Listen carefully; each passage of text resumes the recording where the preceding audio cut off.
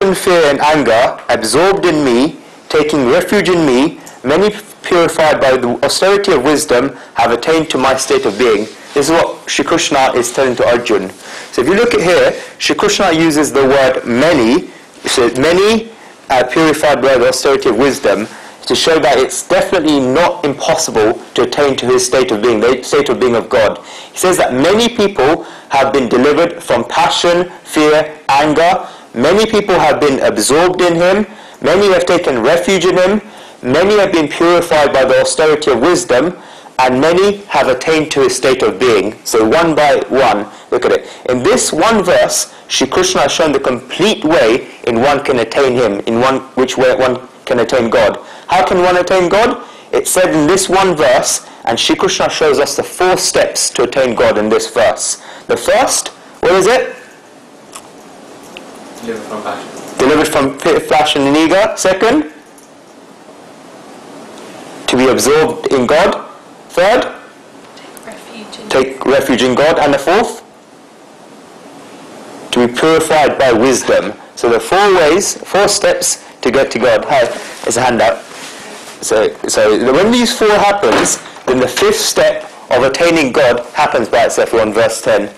So one attains God's form. We'll now look at these 4 steps. We're going to switch the steps a bit. The first step is to be absorbed in God.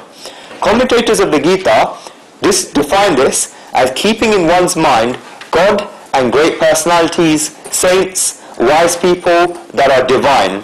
Such a person can attain God. The reason for this is that the nature of the mind is Gita Brahmanaya, meaning you are whatever you think you are. Guruji read a very nice quote once. They can simply because they think they can.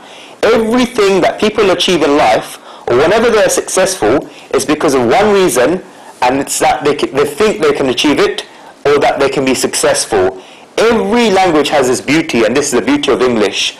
They can simply because they think they can. A person that's absorbed in God always thinks that he wants to become one with God. It says in the Ramcharitmanas, Ek bar kaho Tulsidas mera. They do not think about anything but God. This is the first meaning of being absorbed in God.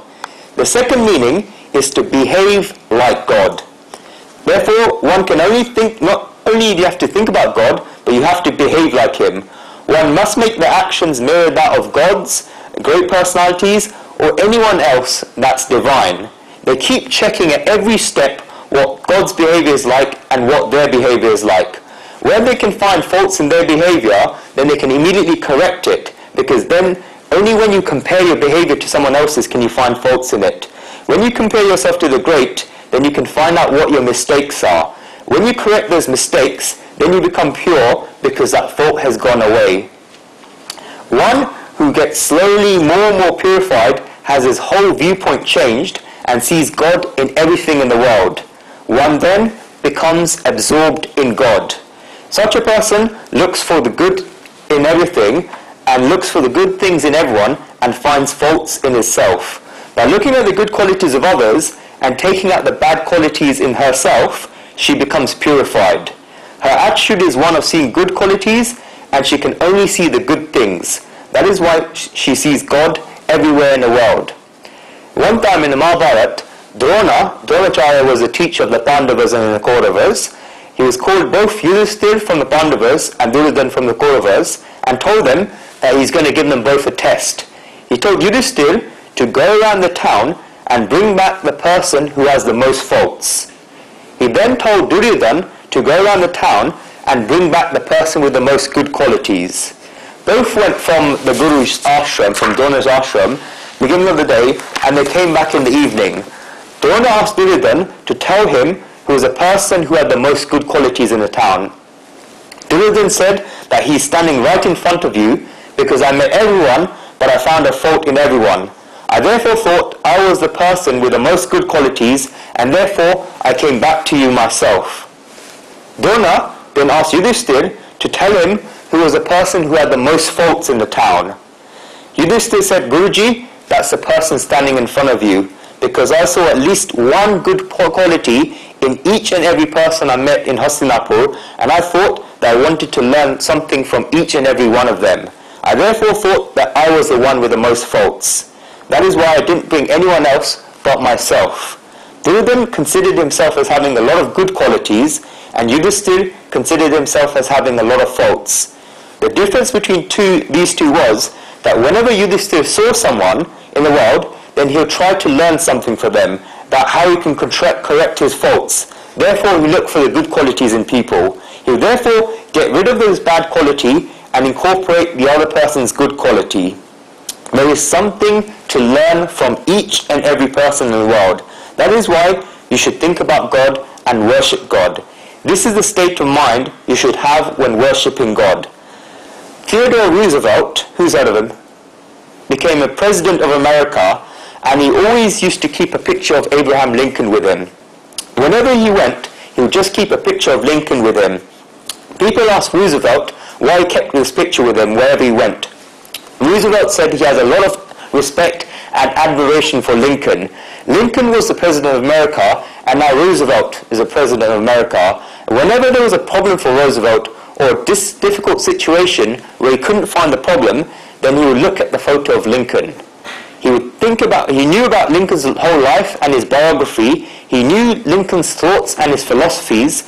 He would sit down looking at Lincoln's picture and thought that if Lincoln was in this same difficult situation I'm in, then what would Lincoln do? Then he would find the answer to that difficulty.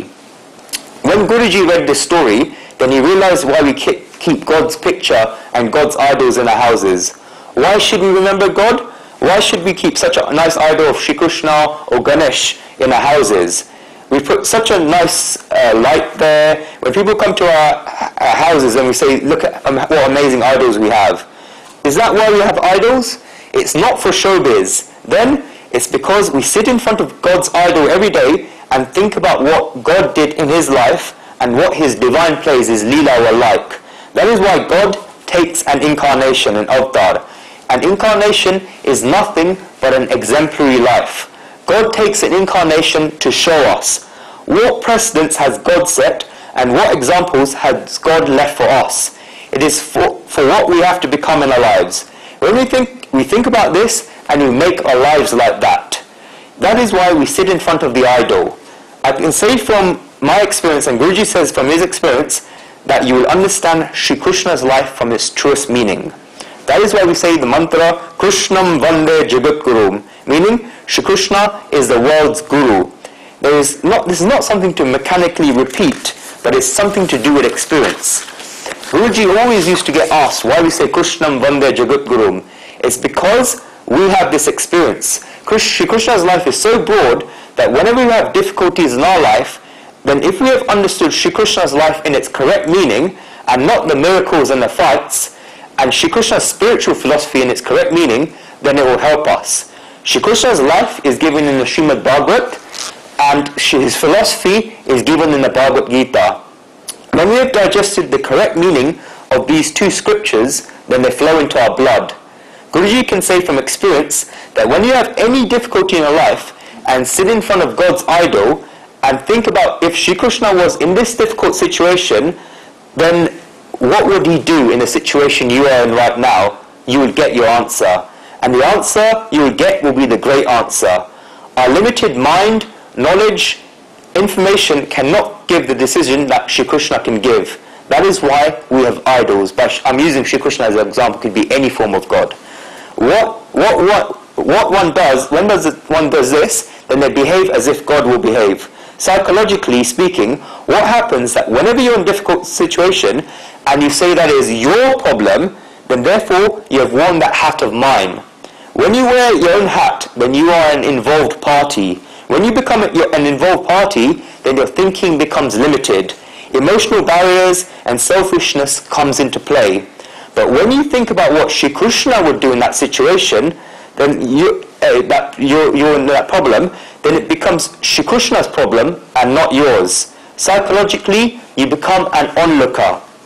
When you are an onlooker and you see the whole situation in its entirety and you see it in reference to context, at the same time, Shri Krishna's life, Shri Krishna's philosophy and the Bhagavad Gita will come to help you.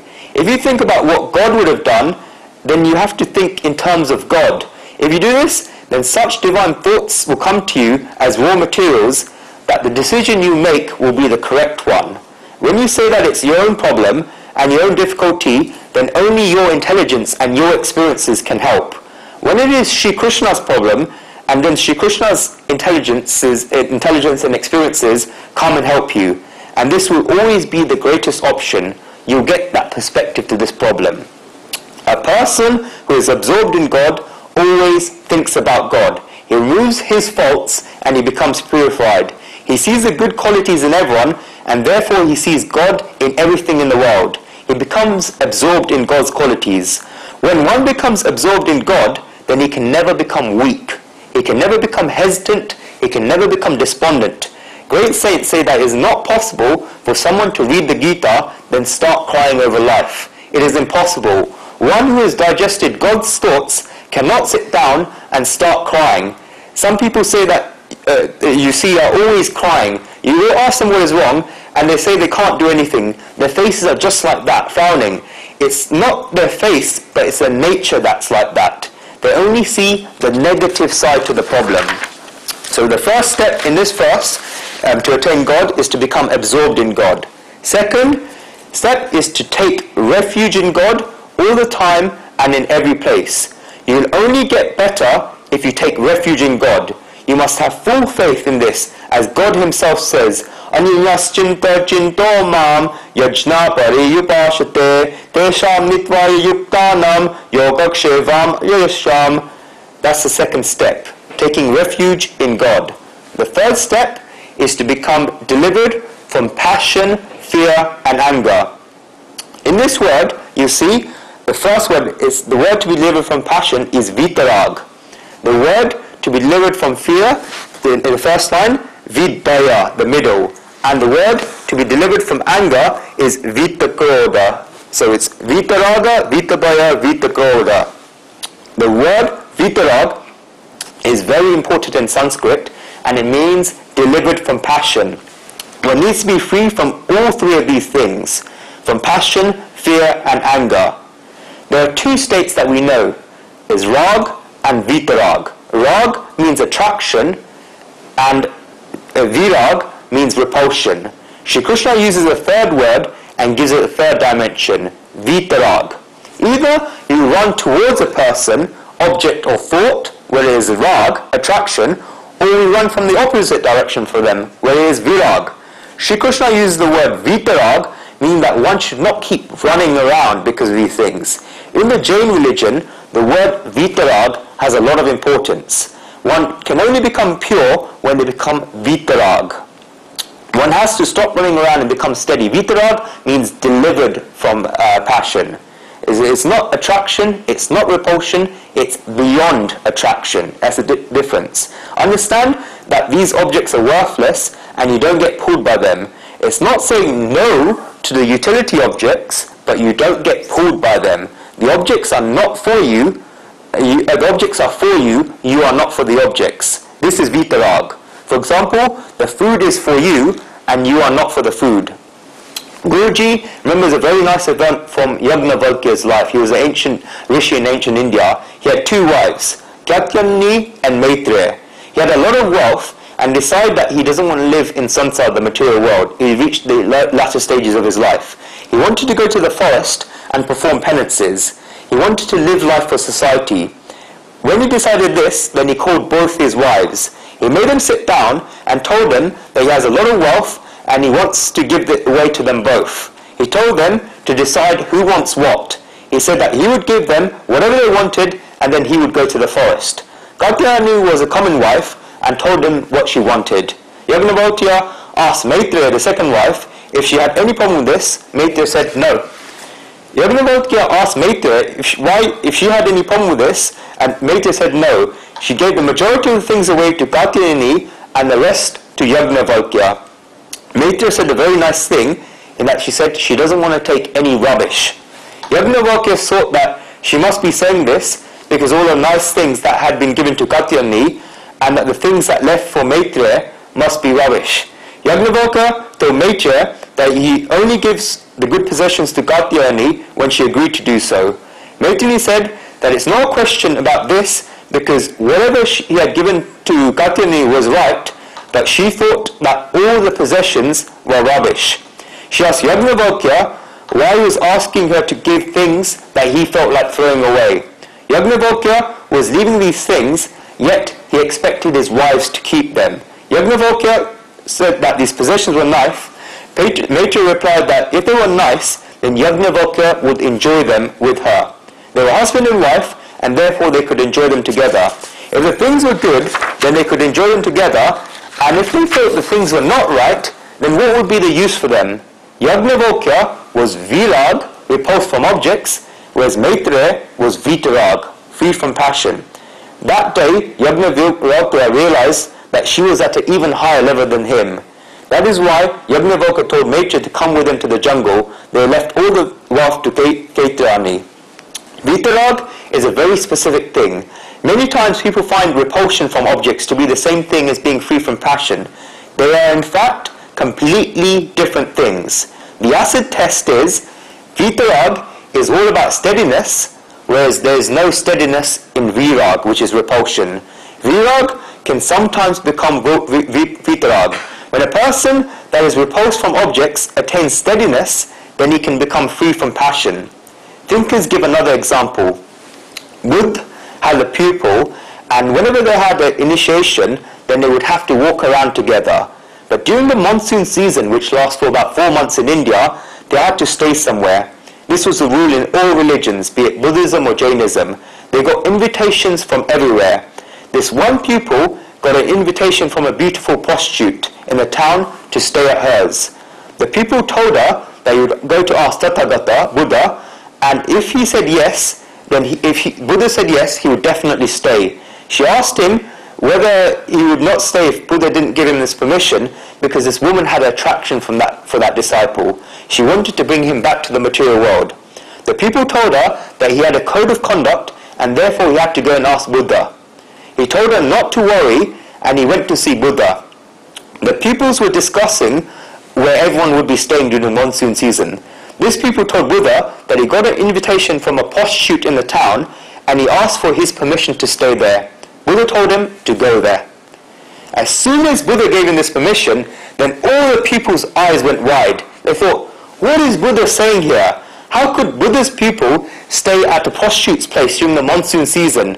She is so attractive that all the materialists, all the greedy people in the town go to stay at hers, and this pupil of Buddha is going to stay at hers for 4 months.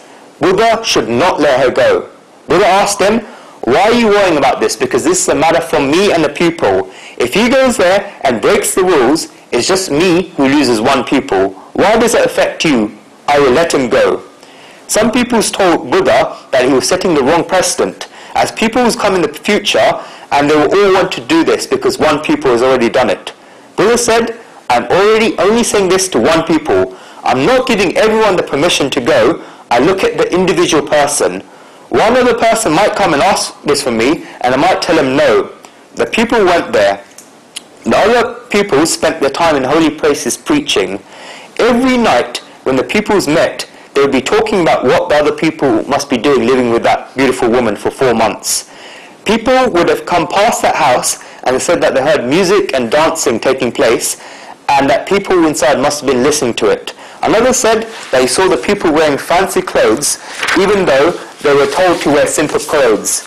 Another said that if the people stayed at a prostitute's place, you could do anything. In the prostitute's house, there may be in the rule that the people would have to go sit down there whenever someone comes in the evening. Therefore, the people would sit down. The prostitute would dance, and the people would neither praise it nor criticize it. When the prostitute finished her dance, then she would ask the people what he thought of it. There would be no reaction. He was purely like a witness. He neither said that he liked it, nor did he say that he disliked it. The prostitute thought that she'd convince him within 7 days to 10 days, but 1 month went by, 2 months went by, 3 months went by, and the pupil was as steady as ever. There would be no difference to him. His clothes were torn, and therefore the prostitute gave him fancy clothes to wear, and he wore them. It made no difference to him. After the 4 months of the monsoon season finished, then the pupils were talking amongst themselves that this pupil would not come back. because nobody could last living in that type of environment. All the pupils began gathering around Buddha. They were waiting to find out why that people had not come. They thought that he must have stayed at the prostitute's house and will therefore not come back. They looked in the distance and two people were coming towards them. As they came closer, they saw that both of them were wearing orange robes. As they came even closer, they saw that there was a man and a woman. They came even closer. The pupil greeted Buddha and said that this prostitute has come with him to beg for alms. He did not take the color of the prostitute, but he gave the prostitute his color. This is the very name of vitarag. There's a very big difference between attraction and repulsion, but vitarag is the middle, that mean position. This is steadiness. Shri Krishna says that one should be free from passion first. Second, one should be delivered from fear, vitabhaya. When does fear remain?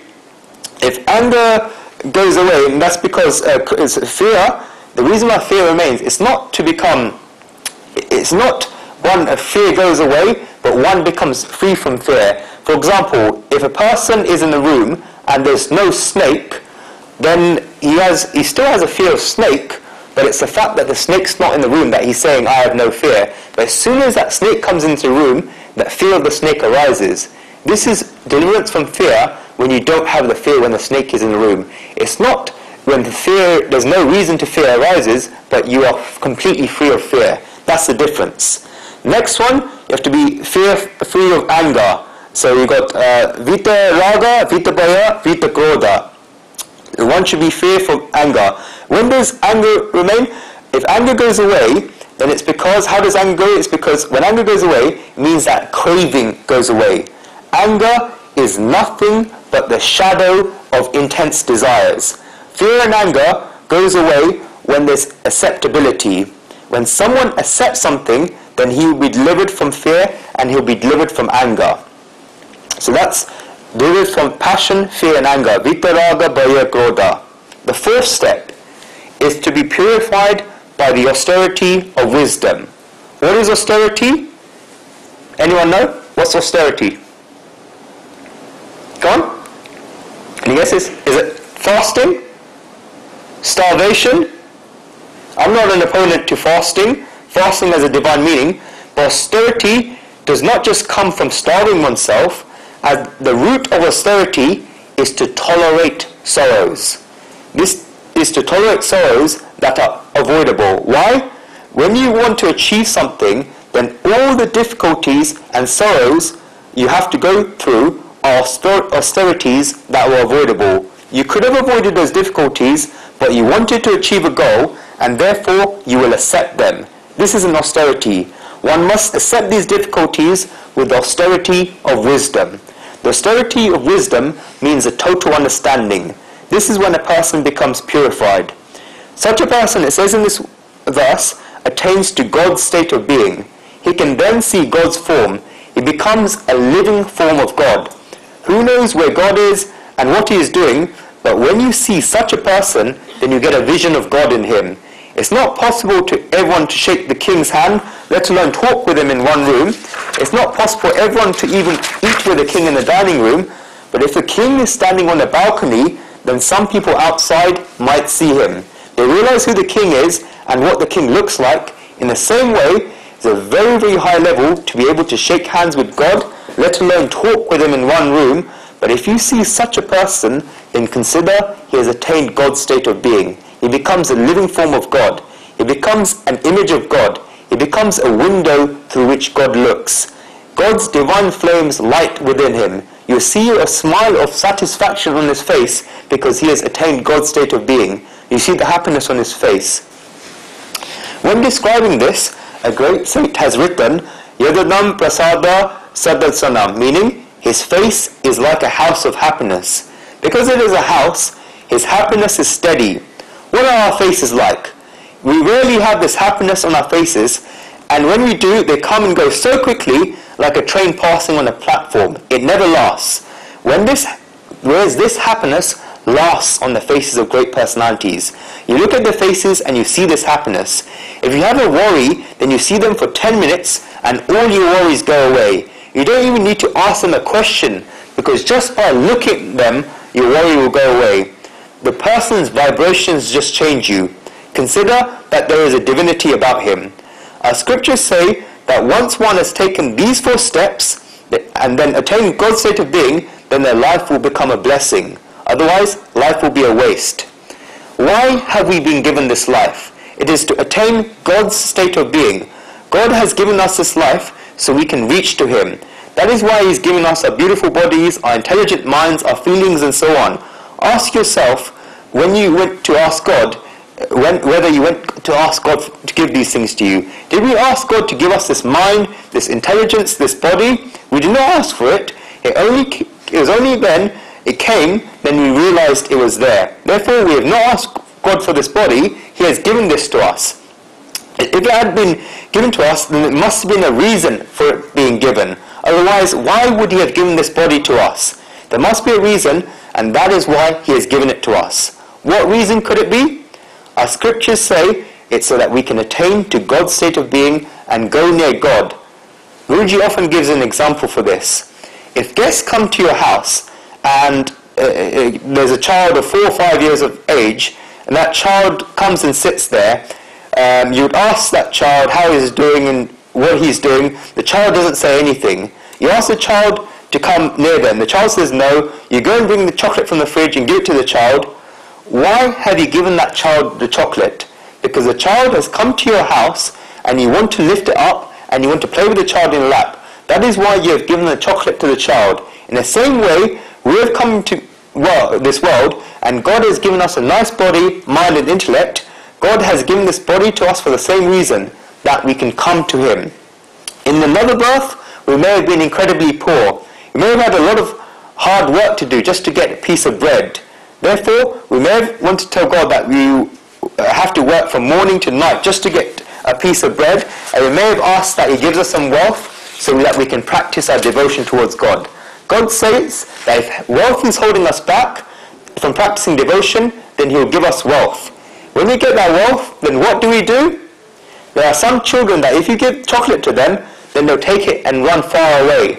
In spiritual terms, we're all like these naughty children. We pray to God, God gives us the chocolate, such as a business or a good job, and we take it and go far. God gives us wealth, but we just take it and run.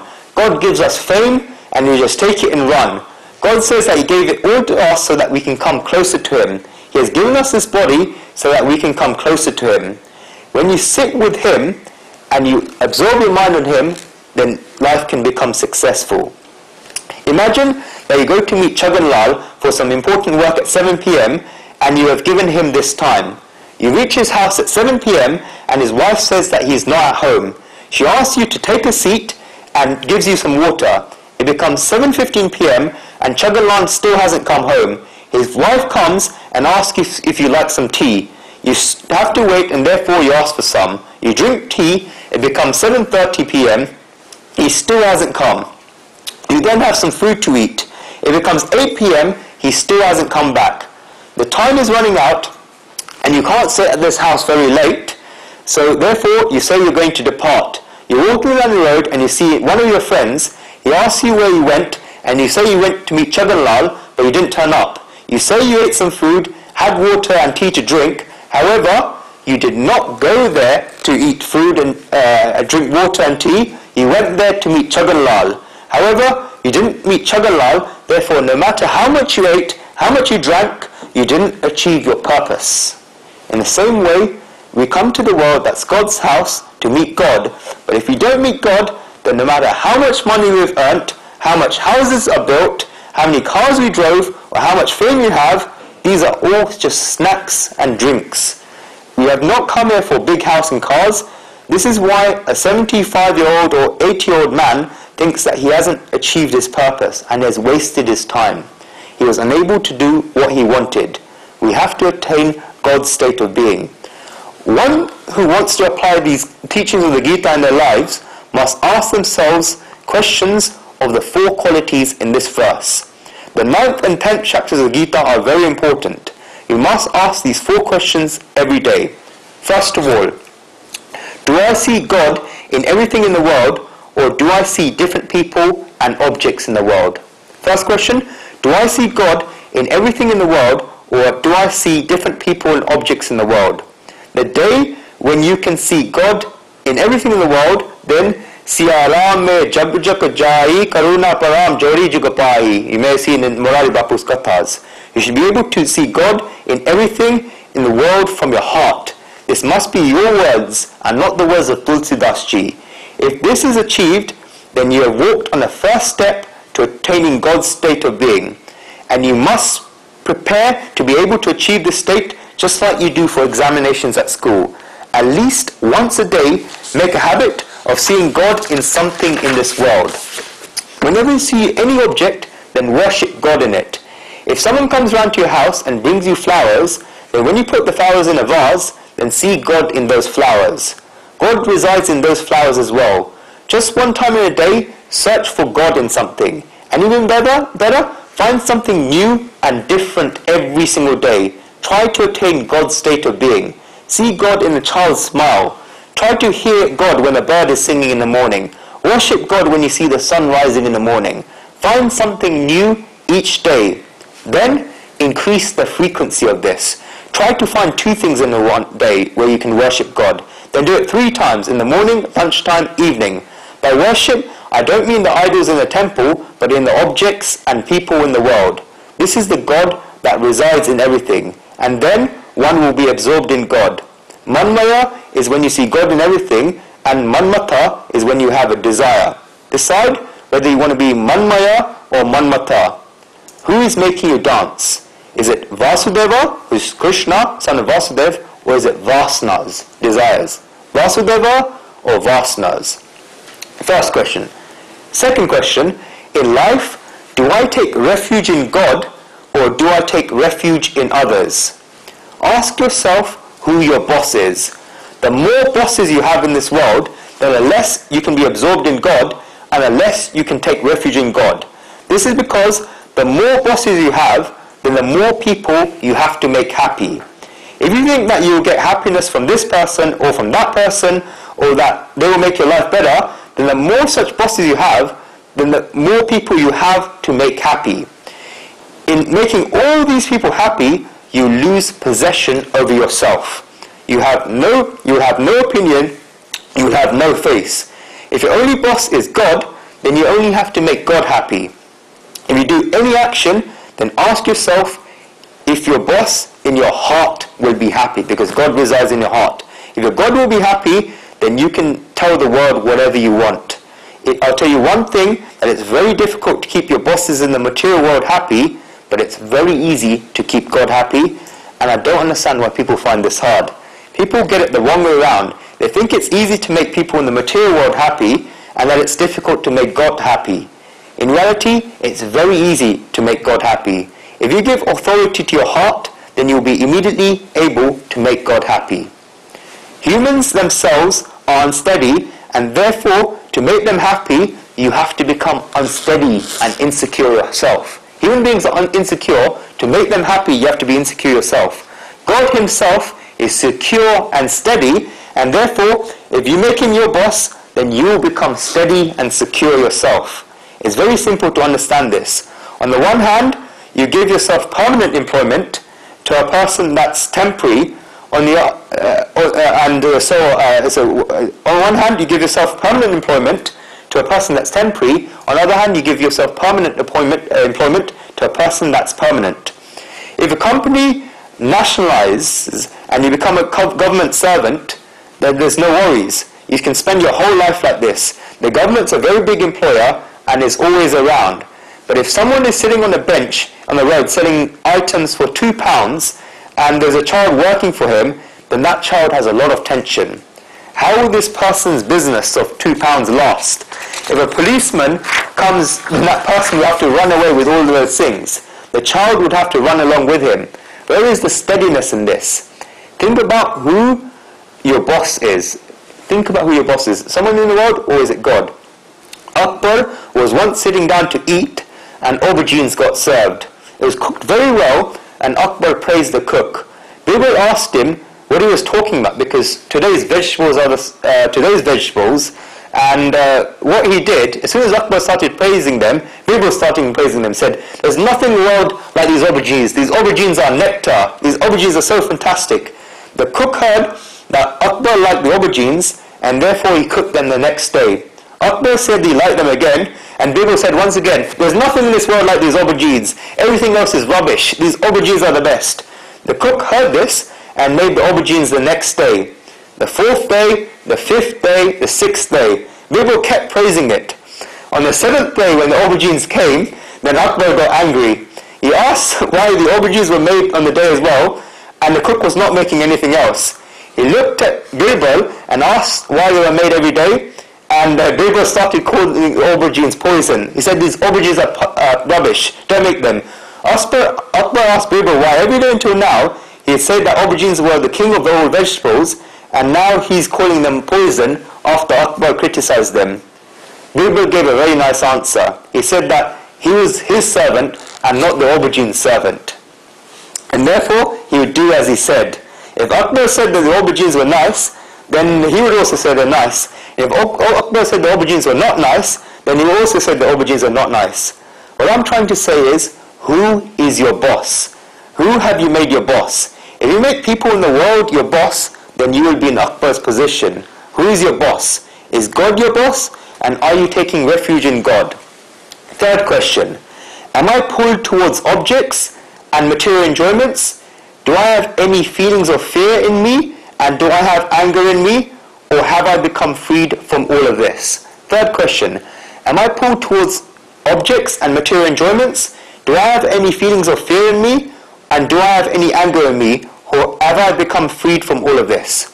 You should also make efforts to become free from these things. At the beginning, it's instinctive that you become attracted to objects and material enjoyments.